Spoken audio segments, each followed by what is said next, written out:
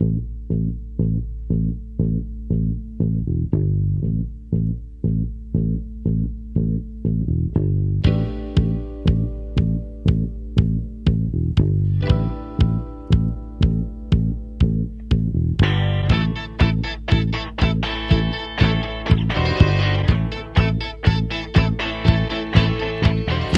to Scared Out of Our Collective Heads, and we're back with one of my favorite horror movies, The House of a Thousand Corpses.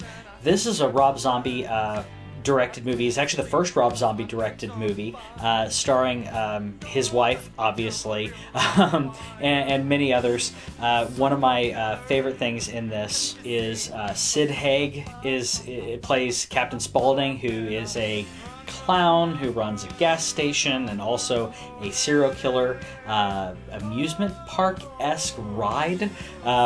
You also have Karen Black, who's been in a bunch of B movies and C movies from the 70s. And you also have one of my favorite people, Bill Moseley, playing Otis.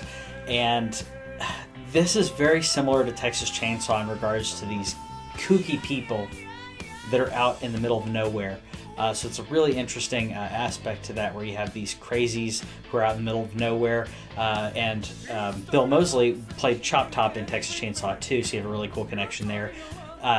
This is another one of those movies that it's somewhat gory, but it's more about the uneasiness of these things could actually happen. There's a little bit that could not, but mostly that could. I won't spoil it too much. If you've seen the movie, you know what I'm talking about.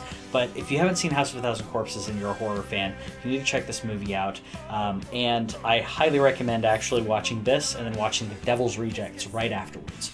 Because House of a Thousand Corpses, the very end of that movie, goes into The Devil's Rejects. The Devil's Rejects it's more of a, not really horror, but almost a kind of like Natural Born Killers-esque movie, where you have these psychotic people and they're going, trying to flee the law. And I won't spoil again. I won't spoil too much.